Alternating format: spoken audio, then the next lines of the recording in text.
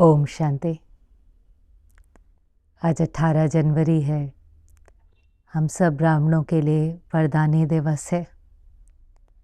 बाबा इसको स्मृति दिन भी कहता है, स्नेही दिवस भी कहता है। और सवेरे से ही हम सब आज के दिन विशेष ब्रह्मा बाबा की यादों में समाये हुए होते हैं। शिव बाबा भी याद होता है, लेकिन नंबर 1 स्टूडेंट जिसको हम सबको फॉलो करना है, ब्रह्मा बाबा की भी याद रहती है। और इस मास में कईयों ने साकार के साथ के अनुभव भी सुने होंगे। और ख़ास तो हमारा जो लक्ष्य रहता है कि हमें ब्रह्मा बाप को फॉलो कर बाप समान अव्यक्त फरिश्ता बनना है। और ब्रह्मा बाबा की जो विशेषता थी, मुख्य विशेषता, एक बल एक भरोसा।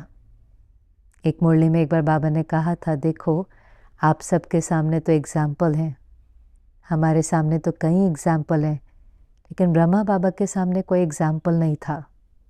पेपर सारे आए, चाहे आर्थिक था, सामाजिक था, कोई भी प्रकार का पेपर था, बाबा ने सब पेपर दिए। लेकिन सब पेपर में बाबा पास विद ऑनर भी हुआ और बेफिक्र बादशाह भी था। और वो बेफिक्र बादशाह इसीलिए था क्योंकि एक बल एक भरोसा था। और इसीलिए ब्रह्मा बाबा को फॉलो करने के लिए बाबा की एक मुरली थी जिसमें बाबा ने 2 कदम बताए, ब्रह्मा बाबा के 2 कदम। पहला कदम था समर्पणता। जैसे ही ब्रह्मा बाबा को साक्षात्कार हुआ, पुरानी दुनिया के विनाश का, नई दुनिया की स्थापना का, बाबा ने शिव बाबा से पूछा मुझे क्या करना है। और जो पहली आज्ञा थी, पहला कदम था, वो था समर्पणता। और इसलिए ब्रह्मा बाबा अपने तन मन धन संबंध के साथ पूरा का पूरा यज्ञ में स्वाहा हो गया। समर्पण कोई शरीर का नहीं होता, तन का नहीं होता, ये तो मन और बुद्धि का समर्पण है। मन अब तन जो है वो बाबा की श्रीमत अनुसार चलेगा, तन के भी ट्रस्टी है। मन भी बाबा का है तो मन भी बाबा की श्रीमत के अनुसार चलेगा, इसमें कोई व्यर्थ संकल्प नहीं, मन मनाभव की स्थिति। ऐसे ही हर एक चीज़ अब हम उसके ट्रस्टी हैं, तन के भी, मन के भी, धन के भी ट्रस्टी है। और ब्रह्मा बाबा ने तो ट्रस्ट बनाकर अपना सारा धन ही स्वाहा कर दिया कि अब ये सारा शिव बाबा का है, ये ट्रस्ट है। और वो भी कितनी छोटी छोटी बहनें थी जिन्हों को बाबा ने चूज़ किया, ट्रस्ट बनाया, कहा अभी ये संभालेंगे। लौकिक में भी किसी को आवश्यकता होती थी तो बाबा कहता था अभी ये मेरा नहीं है, ये ट्रस्टी डिसाइड करेंगे किसको देना है, श्रीमत अनुसार है कि नहीं। बहुत बड़ी बात होती है, पूरा का पूरा सरेंडर हो जाना बहुत बड़ी बात है। और फिर कोई संकल्प भी ना चले, कोई संशय भी नहीं आए, क्योंकि मार्ग तो उतार चढ़ाव का होता है। ये मुख्य बात है कि कई बार हमें लगता है अरे अब तो हम सरेंडर हो गए, पूरे पूरे समर्पित हो गए, अब तो जीवन की यात्रा इजी हो जाएंगे। लेकिन हम और आप सभी अनुभवी हैं कि वो सहज नहीं होती, तब तो यात्रा शुरू होती है।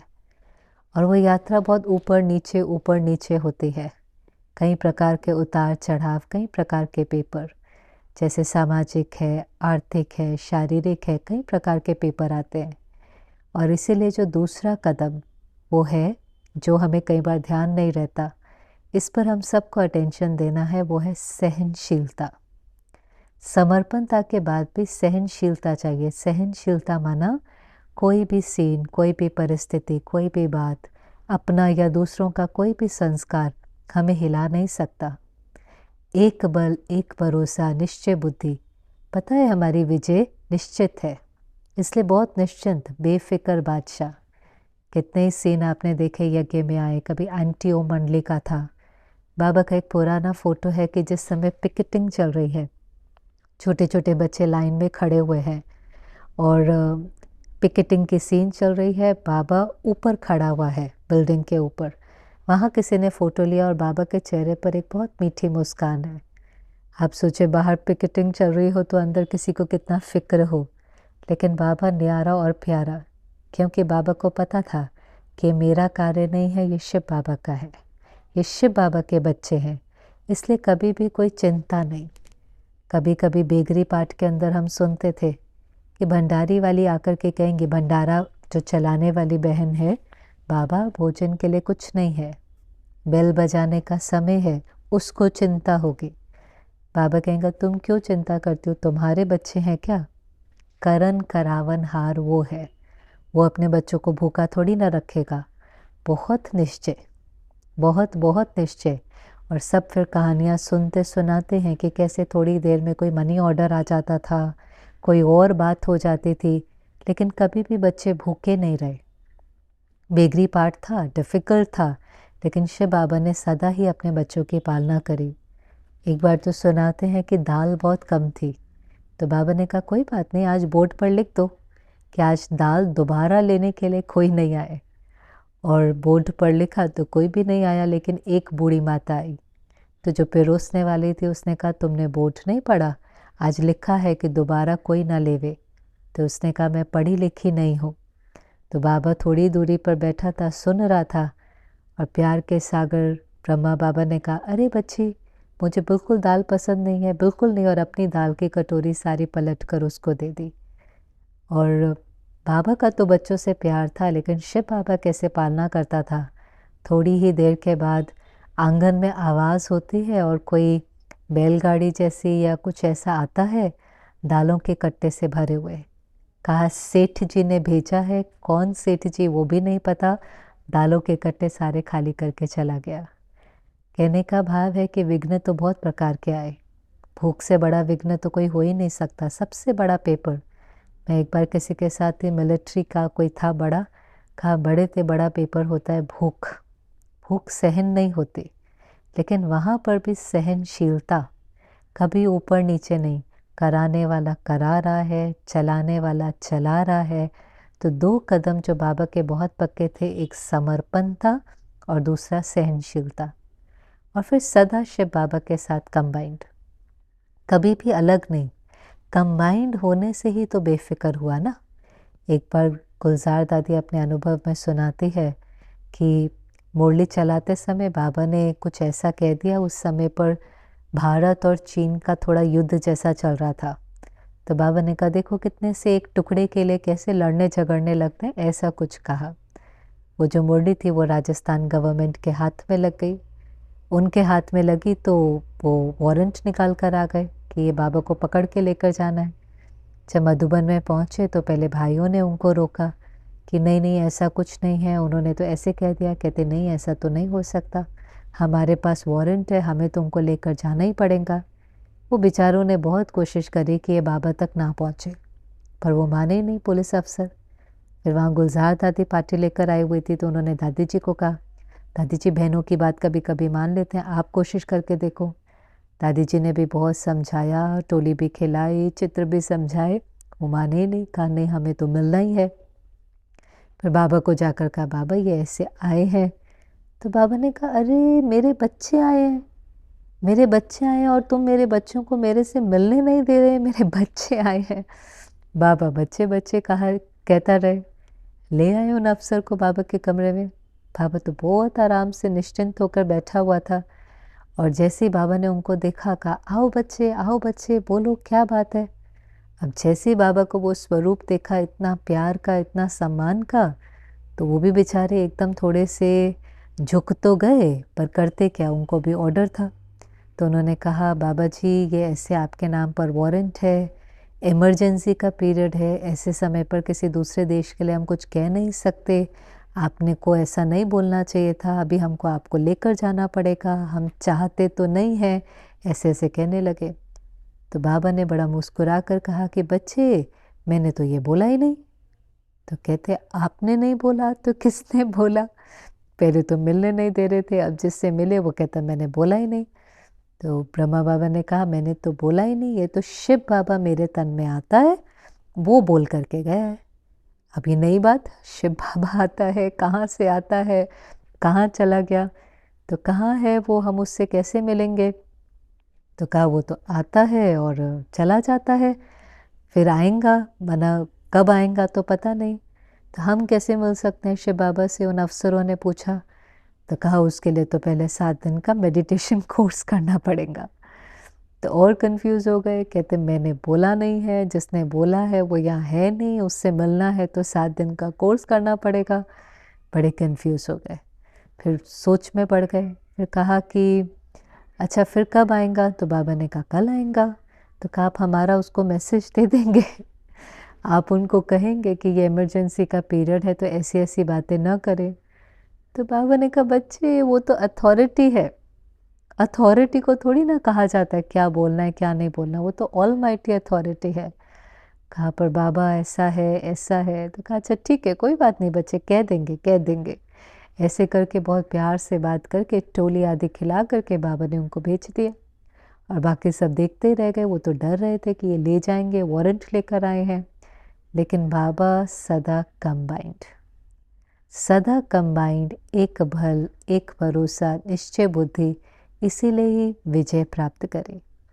और मुख्य बात ब्रह्मा बाबा की थी कि ब्रह्मा बाबा ने बहुत याद का पुरुषार्थ किया। जो हम मुरली में रोज सुनते हैं, बच्चे मुझे याद करो तो विक्रम विनाश होंगे, याद, रिमेम्बरेंस।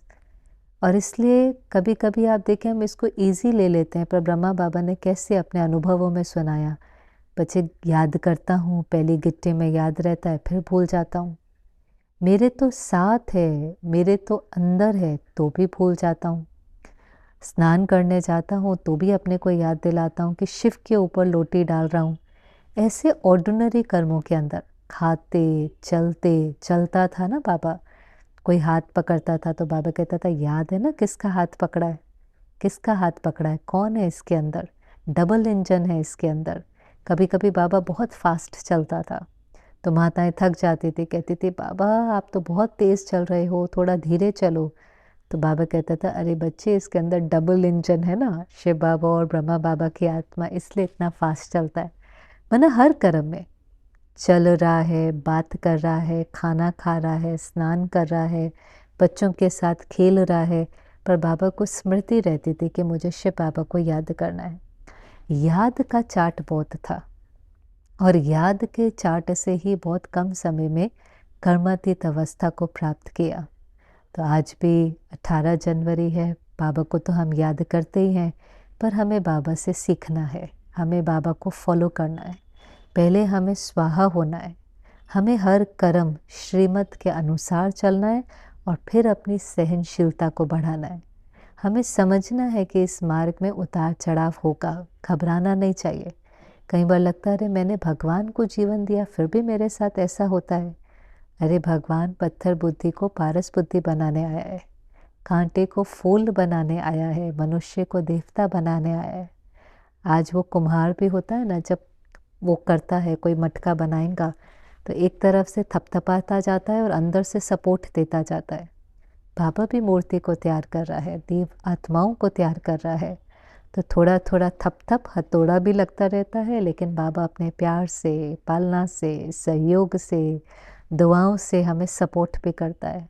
लक्ष्य यही है कि हम अपनी कमियों को, अपनी कमज़ोरियों को, अपने विकारों को, अपने अंदर के जो भी कालेपन मैलेपन को निकाल सकें और बिल्कुल पवित्र बन जाए, जो भगवान का ही कार्य है। एक भगवान ही पतितों को पावन बना सकता है, सद्गति कर सकता है। इसीलिए बाबा ने, ब्रह्मा बाबा का आधार तो लिया शिव बाबा ने, लेकिन हमारे सामने उनको तैयार करके दिखाया और फिर कहा बच्चे फॉलो फादर। कभी नहीं कहा फॉलो ब्रदर या सिस्टर, फॉलो फादर। हम भूल कर देते हैं, हम कभी कभी ब्रदर सिस्टर को देखते हैं, कहते हैं ये भी ऐसे करता है, ये भी ऐसे करता है। कभी तो उनको फॉलो कर लेंगे, कभी आश्चर्य हो जाएंगे, कभी हमारा जो निश्चय है वो उनको देख करके ऊपर नीचे होने लगता है। पर शिव बाबा ने कभी नहीं कहा फॉलो ब्रदर सिस्टर, वो नंबरवार हैं, हमेशा कहा फॉलो फादर। और आज की जो अव्यक्त मुरली भी थी, वैसे तो 18 जनवरी की नहीं है ये मुरली, 75 की थी।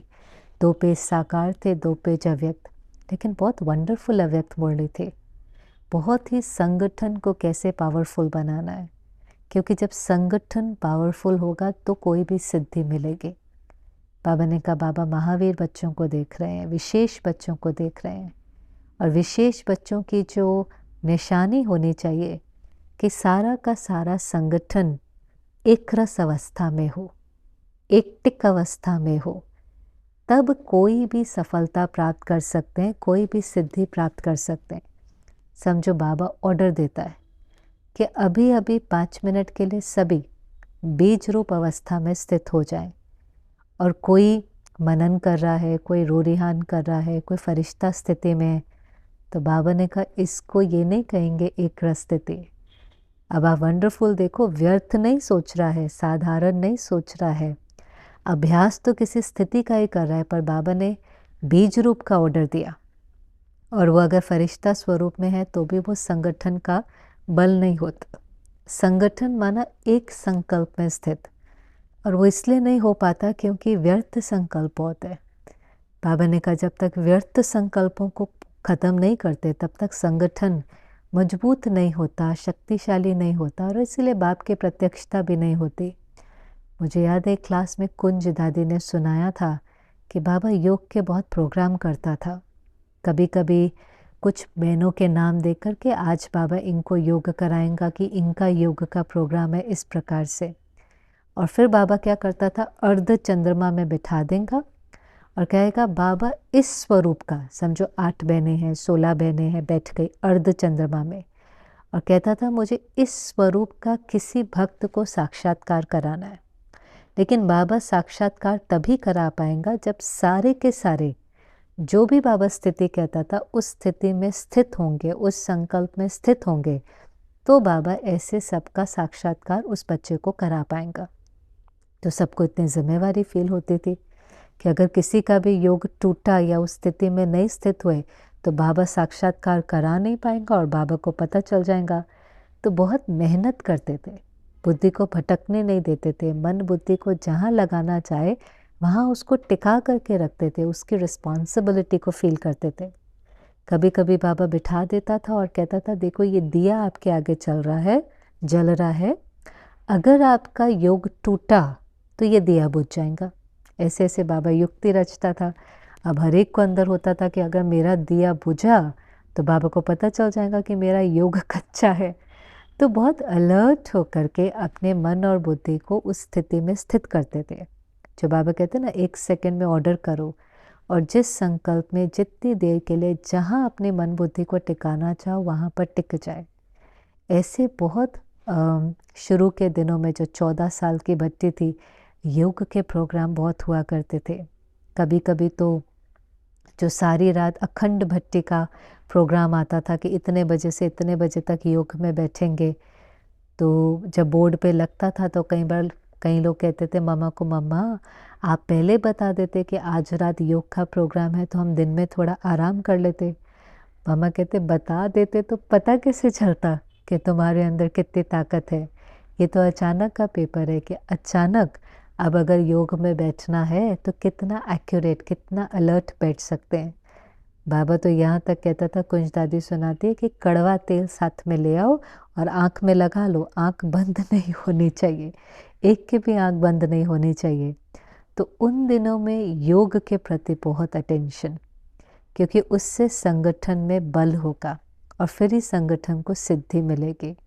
और बाबा ने कहा संगठन की कमज़ोरी के 2 कारण बताए, एक फेथ की कमी, विश्वास, और एक समाने की शक्ति। बहुत सुंदर बातें हैं। अब संगठन में सब अलग अलग हैं, अलग अलग होने के कारण जब कोई रिस्पॉन्स देगा किसी बात का तो वो भी अलग होगा। लेकिन उस समय 2 अलग हैं, उनका सोचने देखने का नज़रिया अलग है। हम कई बार अलग ना देख करके समझते हैं वो गलत है। लेकिन बाबा ने कहा उस समय फेथ होना कि समय प्रमाण, संस्कार प्रमाण, सर्कमस्टांस प्रमाण, आपके साथी ने जो भी किया उसमें कुछ रहस्य समाया होगा, फेथ रखना। और अगर गलती भी हुई तो उस गलती को अपने मन में नहीं समाना, दूसरों के साथ नहीं फैलाना, वो संगठन को कमज़ोर करता है। जैसे अपनी भी कोई गलती होंगी तो संभालेंगे, घर में भी कैसे करते हैं, लौकिक घरों में भी अगर किसी से कोई भूल हो तो समाज में थोड़ी ना बताने जाते हैं, इससे तो इज्जत खराब हो जाती है, संभाल लेते हैं। ऐसे ही ये संगठन भी हमारा परिवार है, परिवार की गलती हमारी गलती है। ये बहुत वंडरफुल बात थी, है भी बहुत मुश्किल। अपनी गलतियों को ही स्वीकार करना बहुत बड़ी बात है, लेकिन परिवार की गलती हमारी गलती है और हमें मिल कर के उस परिवार को सहयोग देना है कि वो अपनी गलती को मिटा सके, ठीक कर सके, तो संगठन मजबूत हो सके। और इसीलिए उसकी गलती को अपनी गलती समझना, उसको समा लेना, उसको अपने चित्त में नहीं रखना, संकल्प में नहीं रखना, औरों के साथ फैलाना नहीं। फैलाएंगे तो उनकी वृत्ति खराब होती है, वायुमंडल खराब होता है, तो संगठन जो है वो शक्तिशाली बनेगा। और इसीलिए बाबा ने कहा ये दो चीज़ों की कमी बाबा ने देखी, एक फेथ और एक समाना। समाने की जगह कभी कभी सामना कर लेते हैं, उस आत्मा का सामना कर लेते हैं, ये गलत है, ये रॉन्ग है, इसने ऐसे किया, फिर संबंधों के अंदर कड़वाहट आने लग जाती है। बाबा ने तो कहा कि इतनी तक आपकी भावना होनी चाहिए कि इसके बिना चल नहीं सकता है, ये संगठन का हिस्सा है, संगठन में आवश्यक है।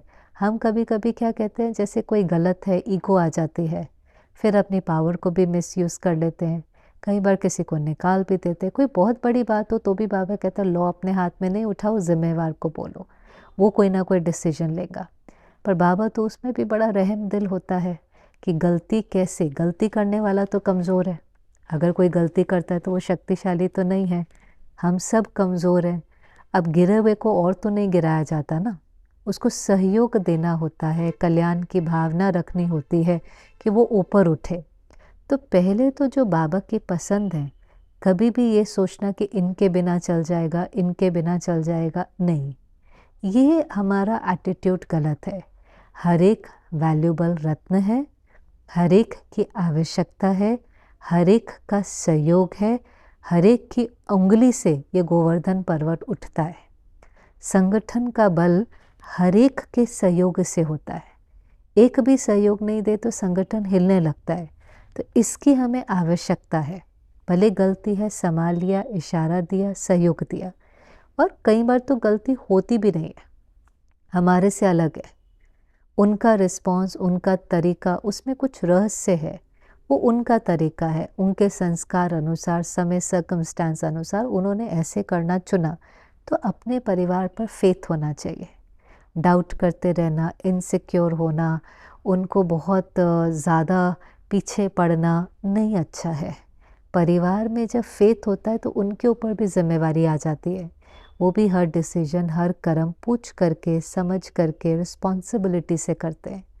और फिर अगर कुछ हो भी जाता है तो बाबा ने कहा फिर कई बार क्या होता है, जब दोबारा मिलते हैं ना तो पास्ट प्रेजेंट में आ जाता है। हम सब अनुभवी हैं, अब कुछ आज हुआ, उनकी कमी कमज़ोरी हमारी वृत्ति में बैठ जाती है, फिर जब दोबारा मिलते हैं तो एटीट्यूड में बैठ गई ना, फिर वही वाइब्रेशन, वही दृष्टि होती है, ये तो है ही ऐसे, ये तो तंग करने वाले हैं, ये तो दुख देने वाले हैं, ये तो क्रोध करने वाले हैं, तो संगठन और कमज़ोर होता है। तो पास्ट में जो हुआ उसको प्रेजेंट में नहीं लेकर के आओ, है तो बहुत मुश्किल। जो बाबा कहता है कि जब भी किसी से मिलो ऐसे मिलो जैसे पहली बार मिल रहे हो, उनके ओरिजिनल संस्कारों को देखो, उनके प्रति वृत्ति में शुभ भावना हो, उनके प्रति कल्याण की भावना हो, श्रेष्ठ भावना हो, रहम की भावना हो। बाबा ने कहा रहम की भावना कम है, जिसका कारण आत्मिक स्थिति और दृष्टि कम है। ये अंडरलाइन करना हम सब चाहते हैं। दादियाँ क्या होती थी, कितना भी पता हो ना किसी से भूल हो गई, चित्त पर नहीं होता था, अगले दिन मिले उस व्यक्ति के मन पर है, वो क्या सोचेंगे, दादी क्या बोलेंगी, कैसे देखेंगे, दादी को स्मृति भी नहीं। और ज़्यादा सम्मान, और ज़्यादा प्यार, और ज़्यादा शुभ भावना कि वो व्यक्ति भी ठीक हो जाता था, उसकी हीलिंग हो जाती थी। पर क्यों? क्योंकि बाबा से जुड़ी हुई थी, भरी हुई थी, और हर एक के प्रति आत्मिक दृष्टि, आत्मिक वृत्ति, ऊपर उठाने का भाव, संगठन को मजबूत करने का भाव, परिवार की गलती सो मेरी गलती है। तो बाबा ने कहा इन दोनों बातों को, एक समाने की शक्ति और फेथ, विश्वास, सामना नहीं करना, सामना माया का करना है, परिवार का नहीं करना। जब ऐसा संगठन मजबूत होगा, व्यर्थ संकल्प संगठन से निकल जाएंगे, व्यर्थ संकल्पों की क्यों खत्म हो जाएंगी, तो बाबा ने कहा हर प्रकार की सिद्धि आपके आगे झुकेगी।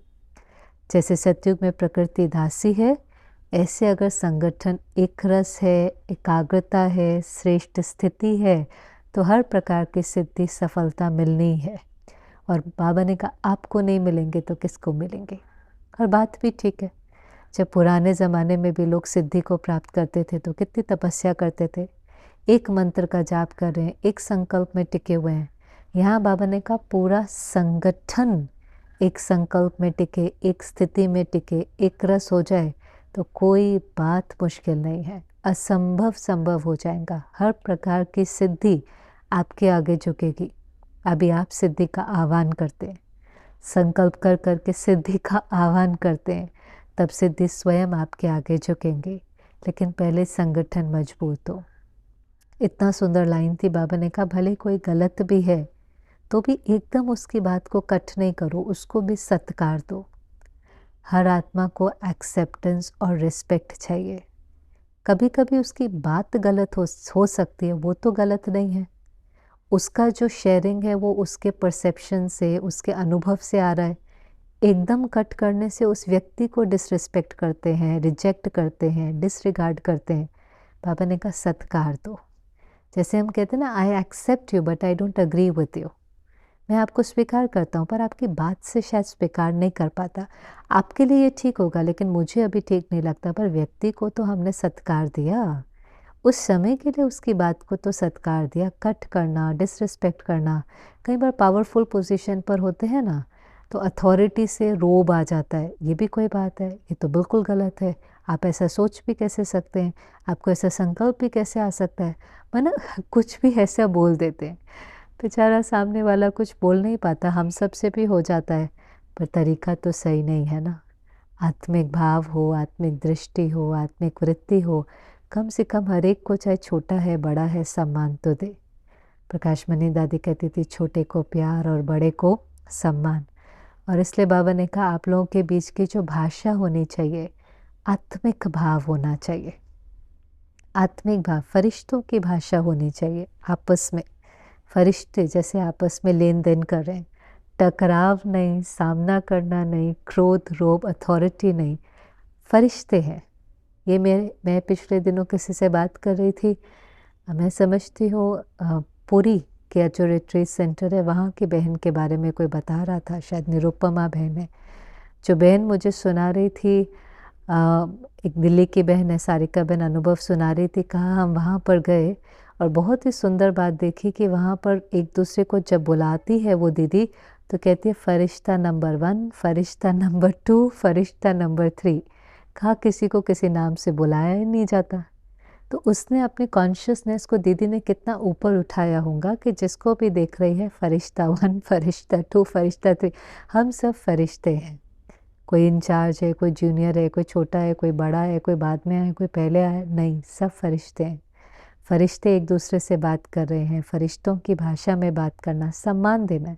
जैसे ही आप किसी को फरिश्ते के रूप में देखेंगे तो आपके भाव बदल जाएंगे, आपके बोल बदल जाएंगे।